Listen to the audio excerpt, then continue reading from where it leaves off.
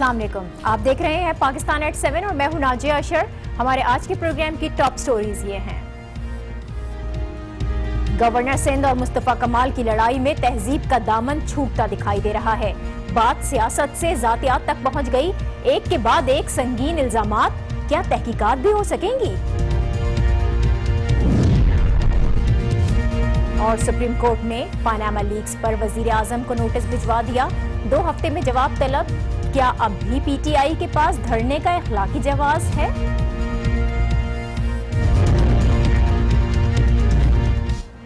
Governor Sindh اور مصطفیٰ کمال کی دشمنی، اور دشمنی میں صرف کردار کشی ہی نہیں، ایک دوسرے پر کیچڑ بھی اچھالی جا رہی ہے۔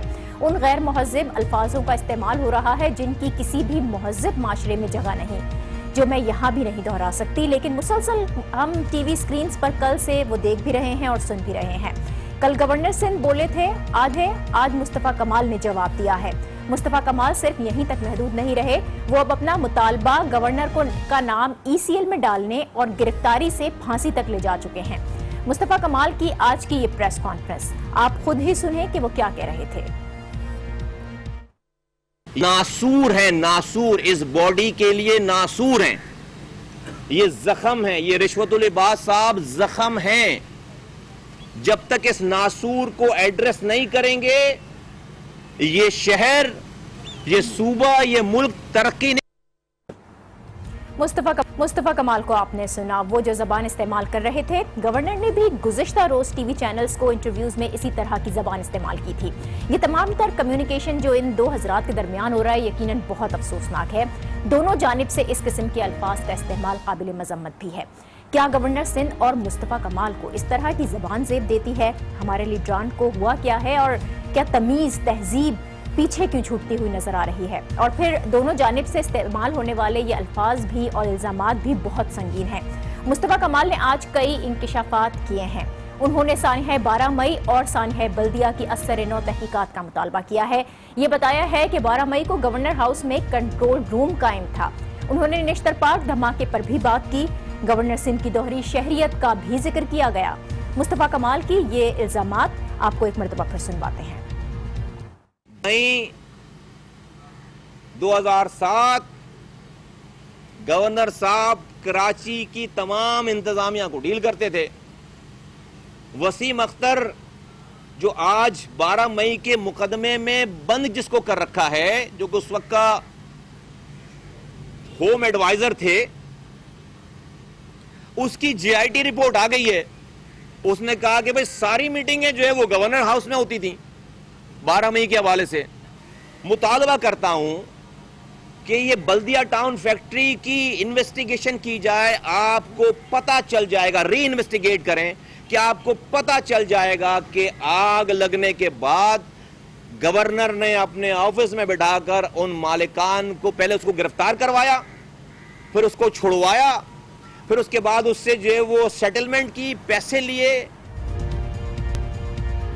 12 مئی ہو یا سانحہ بلدیہ، الزامات بہت سنگین ہیں، بہت ہی سنگین ہے، لیکن سوال یہ ہے کہ کیا اب ان الزامات کی تحقیقات بھی ہو سکیں گی؟ کیا قانون ان تمام تر الزامات کے بعد حرکت میں آئے گا؟ اور کب تک اس طرح سے ہی الزام در الزام کا سلسلہ چلتا رہے گا؟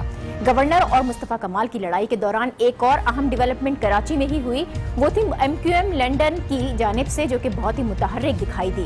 عوامی طاقت کا مظاہرہ کیا گیا، وہ جناح گراؤنڈ میں یادگار شہداء پر پہنچے اور فاتحہ خوانی کی۔ اور یہ اقدام ایسے حالات میں اٹھایا جا رہا ہے کہ جب یوں لگ رہا تھا کہ جیسے کراچی میں الطاف حسین کا کوئی نام لیوا بچا ہی نہیں ہے۔ اس اقدام نے کراچی میں سیاست کو ایک اور نیا رنگ دیا ہے، لیکن MQM پاکستان مسلسل خاموش نظر آ رہی ہے۔ اب اس خاموشی کی وجہ کیا ہے؟ کہیں PSP اور گورنر کی لڑائی کا فائدہ لندن والے تو نہیں اٹھا رہے؟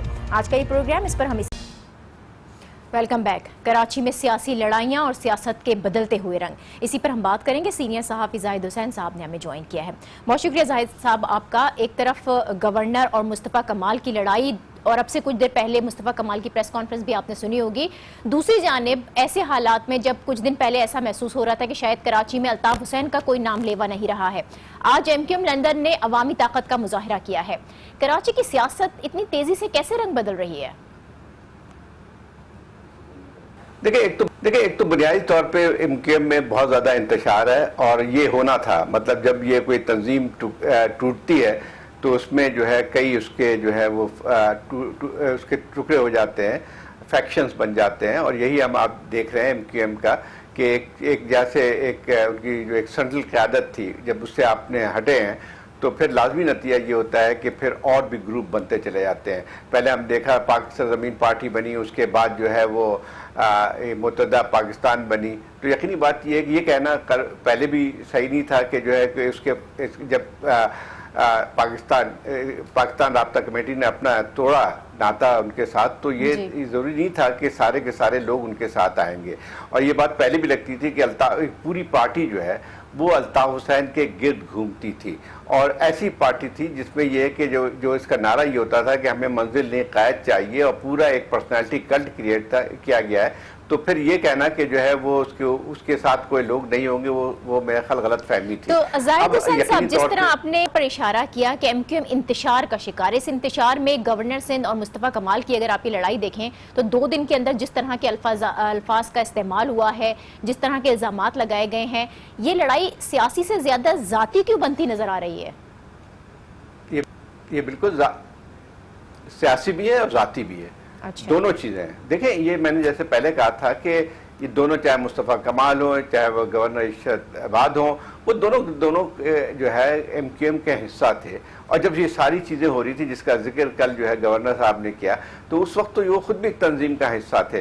फिर उसके बाद अब वो कह रहे हैं कि वो जो है दूसरे मुकदमात भी खोले जाएंगे। इसी तरह से लगता ये है कि मुस्तफ़ा कमाल को भी कोई एक फ्रस्ट्रेशन है, उनको यह सोच थी या किसी ने इशारा दिया था कि जैसी वो तंजीम बनेगी मुतदा टूट फूट के यहाँ इनके साथ जो है वो मिल जाएगी।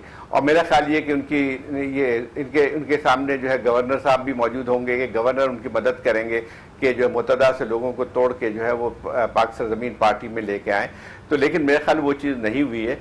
अब वो दोनों जो है बहुत ही घटिया उसमें लेवल पे आ गए हैं। और फिर एक अजीब सी बात है, खैर मुस्तफ़ा कमाल की अल्फाज तो या जिस किस्म की ज़बान इस्तेमाल करते हैं वो तो खासे दिनों से अपने मुखालफिन के दरमियान करते रहे, लेकिन जो है गवर्नर की तरफ से जो बात आ रही थी वो भी उनके ज़ेब नहीं देती है कि एक सूबे के गवर्नर हैं, उनका रुतबा वो ऐसा होता है जब इस लेवल पे आ जाए बात, उनकी अपनी क्रेडिबिलिटी भी खतरे में पड़ती है। तो अब ऐसा मालूम होता है कि जो सब के सब किसी जैसे शामिल थे किसी जुर्म में, अब वो जब इसमें इंतशार फैला है, टूट फूट हुई है, तो सब एक दूसरे को जिम्मेदार। ठीक है, बिल्कुल जिस तरह से आप कह रहे हैं कि ऐसा शामिल थे इस जुर्म में और एक इंतशार हुआ, उसके बाद फ्रस्ट्रेशन भी है, उसके बाद एक जो खींचातानी का माहौल है वो भी हमें नजर आ रहा है। मुस्तफ़ा कमाल ने आज गवर्नर सिंध पर संगीन इल्जामात लगाए, 12 मई की तहकीकात का भी मुतालबा किया गया, निश्तर पार्क धमाके का भी यहाँ पर जिक्र आया है, गवर्नर की दोहरी शहरियत की भी उन्होंने बात की। लेकिन क्या अब ये तमाम जो इल्जामात हैं इनकी तहकीकात कोई हो सकेगी? किसी किस्म का कानून हम देखेंगे कि वो हरकत में आ रहा है इन तमाम इल्जामात के बाद?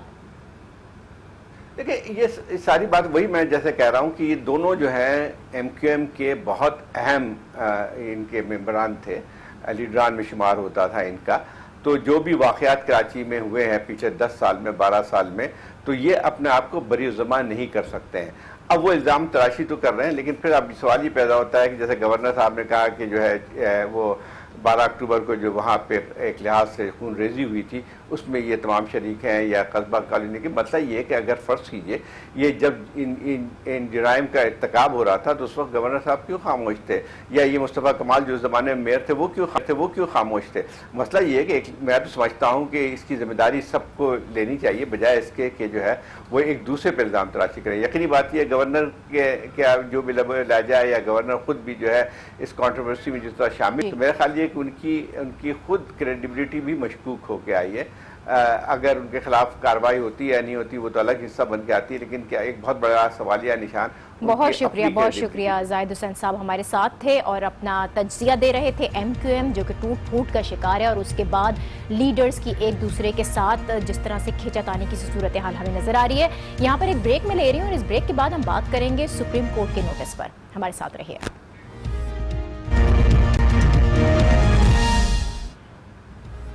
Welcome back. 28 नवंबर 1997 का दिन, सुप्रीम कोर्ट में वजीर आजम नवाज शरीफ के खिलाफ तौहीन अदालत केस की समाअत जारी थी। Justice Sajjad Ali Shah chief justice थे। एसएम जफर दलाइल दे रहे थे कि अचानक एक सहाफी दौड़ता हुआ कमरा अदालत में दाखिल हुआ और हुजूम के तेजी से सुप्रीम कोर्ट आने की इतला दी। ये खबर सुनते ही उस वक्त के चीफ जस्टिस सज्जाद अली शाह ने एसएम जफर का शुक्रिया अदा किया और समाअत मुलतवी करके अपने चेंबर में चले गए। हुजूम सुप्रीम कोर्ट के अहाते में दाखिल हुआ, तोड़फोड़ की और आखिरकार पुलिस की कोशिशों के बाद उस हुजूम को मुंतशिर कर दिया गया। ये पाकिस्तान में अदलिया की तारीख का स्याह तरीन दिन था जब सुप्रीम कोर्ट पर हमला किया गया। इस वाक़े के तकरीबन 4 दिन बाद 2 दिसंबर सन 1997 को जस्टिस सज्जाद अली शाह को चीफ जस्टिस के ओहदे से बर्खास्त कर दिया गया। इस तमाम तर किस्से के 10 साल बाद 1997 में उस वक्त की काबीना में शामिल गौहर अयूब ने अपनी किताब glimpses into the corridors of power में लिखा कि वजीर आजम नवाज शरीफ अपने खिलाफ तौहीन अदालत के मुकदमे से परेशान थे, इंतहाई इकदाम उठाना चाहते थे। उस वक्त के चीफ जस्टिस सज्जाद अली शाह को ओहदे से हटाना चाहते थे। इस हवाले से मियां साहब ने 5 नवंबर 1997 को गौहर अयूब साहब से मुशावरत भी की थी, जिसमें उन्होंने वजीर आजम को ऐसा कोई भी कदम ना उठाने का मशवरा दिया था। ये तमाम तर किस्सा और ये तमाम तर वाकया यहाँ सुनाने का मकसद ये है कि आज सुप्रीम कोर्ट ने एक बार फिर वजीर आजम नवाज शरीफ को नोटिस जारी किए हैं। वजीर आजम की नाअहली की बात हो रही है और पीटीआई, अवामी मुस्लिम लीग और जमात इस्लामी की दरख्वास्तों पर अदालत ने वजीर आजम से जवाब मांगा है। 2 हफ्ते की यहाँ पर मोहलत दी गई है और पीटीआई, अवामी मुस्लिम लीग और जमात इस्लामी तीनों ही की दरख्वास्तों में पैनामा लीक्स का जिक्र है, जिसकी बुनियाद पर वो वजीर आजम को नाअहल करने की बात कर रहे हैं। लेकिन यहाँ पर बात जो अहम है वो ये है कि सूरत हाल मुख्तलिफ है। एक तरफ अदालत में केस का आगाज हुआ है तो दूसरी जानिब पीटीआई सड़कों पर है। तो ऐसे में इस केस का क्या मुस्तकबिल होगा? क्या मुस्तकबिल में फिर से वजीर आजम नवाज शरीफ को तलब किया जाए और क्या सुप्रीम कोर्ट के हुक्म के बाद पीटीआई की जानिब से जिस धरने का ऐलान किया गया उसका कोई इखलाकी जवाब रह जाता है? इसी पर हम बात करेंगे। बैरिस्टर अली जफर साहब ने हमें ज्वाइन किया है। आप सदर सुप्रीम कोर्ट बार एसोसिएशन भी हैं। बहुत शुक्रिया अली जफर साहब आपका। एक और वजीर आजम को नोटिस जारी हुए हैं, हियरिंग आज शुरू हो चुकी है। माजी में हमने देखा था कि यूसुफ रजा गिलानी जो कि उस वक्त के वजीर आजम थे, इसी तरह से उनको भी नोटिस जारी हुआ और मामला फिर इतना बढ़ा कि उनको घर जाना पड़ा। आप आज जो केस शुरू हुआ है इसकी कितनी इंपॉर्टेंस देखते हैं और इसमें क्या कानूनी पेचीदगियां दरपेश आ सकती हैं? देखें जी, अभी तो मेरा ख्याल है कबल अज वक्त है कोई चीज़ कहना, लेकिन आपको एक मैं प्रोसेस ज़रा प्रोसीजर समझा दूं। जी। जब एक सुप्रीम कोर्ट में केस दायर किया जाता है तो सुप्रीम कोर्ट पहले ये फैसला करता है कि क्या केस में इतनी जान है, इतनी कोई उसमें लीगल इश्यूज हैं, कोई ऐसे हकायक हैं जिसके तहत वो सोचे कि हाँ ये मुकदमे में जान है और अब नोटिस ज़रूरी है और दूसरी साइड को सुना जाए। तो अभी जो स्टेज है, अभी वो स्टेज आई है जहां सुप्रीम कोर्ट ने नोटिस इशू किए हैं जो पार्टीज बनाई गई हैं उस केस में, उनको कि वो भी अपना आके मौक़िफ़ बयान करें। किस तरफ आगे चलता है वो डिपेंड करेगा कि जो फॉर एग्ज़ाम्पल नवाज शरीफ साहब की लीगल टीम होगी वो किस किस्म की डिफेंस लेती है। और मुझे लगता है वो आके ये ज़रूर कहेंगे कि जनाब सुप्रीम कोर्ट के पास इख्तियार है या नहीं है। वो ये भी बात ज़रूर करेंगे कि ये चीज़ पार्लियामेंट में जब तक कोई लॉ ना बन जाए तब तक वो सुप्रीम कोर्ट आगे नहीं चल सकता। ठीक है, वैसे साहब तो सुप्रीम कोर्ट ने वजीर आजम को तो अब नोटिस भिजवा दिए हैं। अब 2 हफ्ते में उन्हें जवाब जमा कराना है और जैसा कि हमने देखा था कि वजीर आजम के वकील अब पेश होंगे इसके अंदर और उनका मौक़िफ़ भी पेश करेंगे। लेकिन जैसे जैसे ये केस आगे बढ़ता है तो आपको क्या लगता है आगे चलकर वजीर आजम को भी तलब किया जा सकता है? इस केस में उनकी तलबी मुमकिन नजर आती है? नहीं, इसमें ये चूंकि क्रिमिनल केस नहीं है तो तलबी या कंटेम्प्ट केस नहीं है तो इसमें तलबी का तो कोई सवाल पैदा नहीं होता। ये तो अदालत उनके वकील के जरिए ही फैसला करेगी और बहस सुनेगी। लेकिन यूसुफ रज़ा का जो केस था उस वक्त के प्राइम मिनिस्टर का, उसकी अगर आप मिसाल उठाकर देखें तो उनके खिलाफ भी क्रिमिनल केस तो नहीं था, तौहीन अदालत पर उन्हें तलब किया गया था और कई बार तलब किया गया अदालत में। जी, वही मैंने कहा, अगर क्रिमिनल केस हो या कंटेम्प्ट का केस हो तो कंटेम्प्ट में तो उनको खुद ही जो कंटेम्नर है जिसके खिलाफ कंटेम्प्ट की गई है उसको पेश होना जरूरी होता है। उसके बाद वो आके ये कह सकती जरूरत नहीं है मेरे वकील के जरिए आप बाकी समाअत सुन लें। लेकिन कंटेम्प्ट یا کرمنل کیس میں ہوتا ہے. یہ چونکہ سول کیس ہے, اس میں جو انہوں نے ڈرافٹ کیا ہے عمران خان صاحب کے وکلاء نے, اس پٹیشن میں یہ کہا گیا ہے کہ پاناما لیکس کی انفارمیشن آئی, اس انفارمیشن کے تحت نواز شریف صاحب نے یہ خرابیاں کی اور ان خرابیوں کے تحت اب وہ نااہل ہو گئے ہیں. یہ کیس ہے. تو وہ پہلے بہت شکریہ بیرسٹر علی ظفر صاحب, صدر سپریم کورٹ بار ایسوسی ایشن, جو قانونی پیچیدگیاں ہیں اس کیس میں اس سے ہمیں آگاہ کر رہے تھے. دوسری جانب پی ٹی آئی جو چاہتی تھی, جس کا بڑا مطالبہ تھا کہ پاناما لیکس کو عدالت میں لے جایا جائے, عدالت میں تو جا چکا ہے, لیکن پی ٹی آئی پھر بھی اپنے احتجاج کے فیصلے پر قائم ہے. آج کا یہ پروگرام, اس سے مجھے دیجیے اجازت, کل آپ سے پھر ملاقات ہوگی. اللہ حافظ.